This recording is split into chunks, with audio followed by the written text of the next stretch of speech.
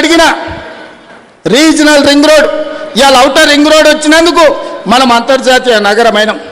Regional ring road వస్తే 360 కిలోమీటర్ల అభివృద్ధి జరిగితే ప్రపంచంతోనే పోటీ పడే సింగపూర్, టోక్యో, న్యూయార్క్ లాంటి పట్టణాలతోని ఈరోజు మన హైదరాబాద్ పోటీ పడవచ్చు.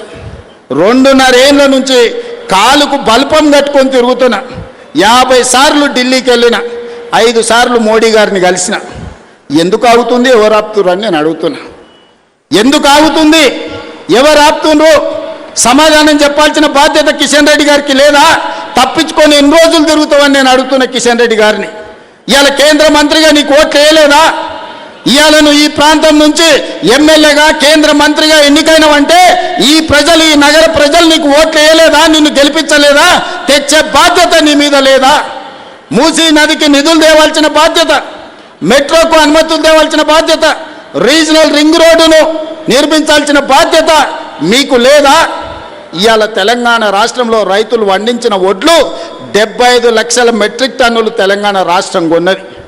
కానీ కేంద్ర ప్రభుత్వం చెప్తే నేను 50 లక్షలే కొంటాను, మిగతా 25 లక్షలు ఎవరికి ఇవ్వాలి, ఎక్కడ తీసుకుపోవాలి? ఇవాళ దేశంలో 60% ఒక్క తెలంగాణలోనే వడ్లు పండించినాం. పంజాబ్లో 86% కొంటావు, నీ ప్రభుత్వాలు ఉన్న రాష్ట్రాలలో 70-80% కొంటావు. తెలంగాణలో వండించినేమో సగానికి సగం తక్కువ కొంటున్నావు. ఈ బాధ్యత కిషన్ రెడ్డి గారికి లేదా?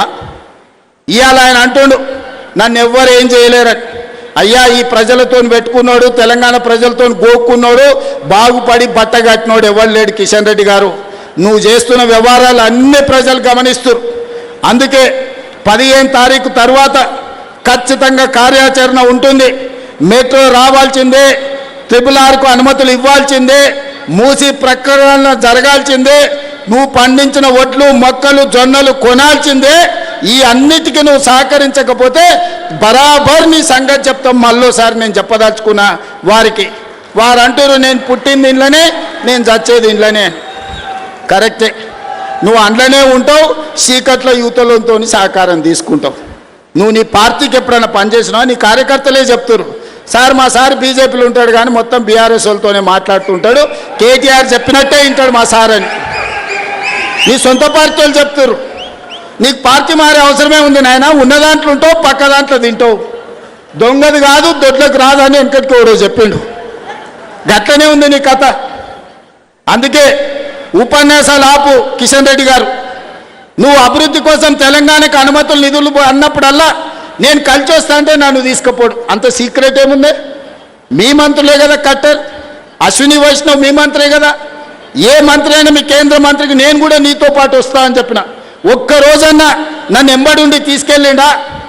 ఈరోజు గోదావరి జలాలను అనుమతి తెచ్చుకోవడానికి తుమ్మిడిఎట్టి దగ్గర ప్రాజెక్టు ప్రాణహిత చేవెళ్ళ కట్టుకోవడానికి మహారాష్ట్ర ముఖ్యమంత్రి తప్పించుకొని తిరుగుతుండు.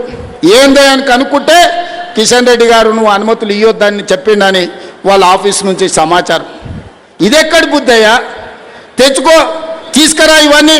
తుమ్మిడిఎట్టి అనుమతి, మెట్రో అనుమతి తీసుకురా, రీజనల్ రింగ్ రోడ్డు తీసుకురా, మూసి ప్రక్షాళనకు నిధులు తీసుకురా, ఒట్లని కొను.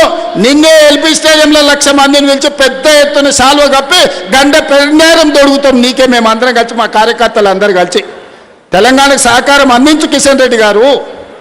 చీకట్ల వాళ్ళతో గూడి పుటాని చేయకు. ప్రజలేమో అమాయకులు కాదు. ఓసారి అంబర్పేటలో చూపించారు 2014లో కాలేరు వెంకటేశ్వర్ ఏం చేసిండు ఆ రోజు 18లో నువ్వు గిట్లనే చేస్తే.